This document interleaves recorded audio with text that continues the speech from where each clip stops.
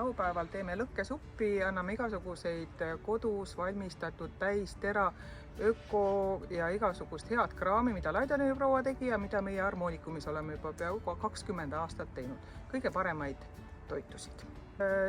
Tutvustan oma ürtiaeda, sest meil on nüüd sellised huvitavad ürdid, millega saab teha ilusaks, nooreks, terveks. Ja paljud ei teagi, et täitsa lihtsatel taimedel on tegelikult olemas sellised raviomadused.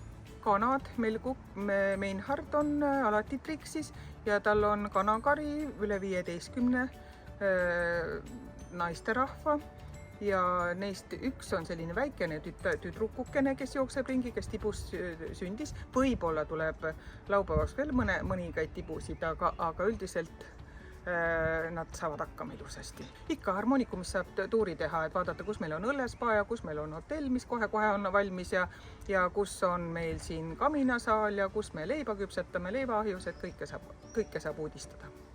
Ootame!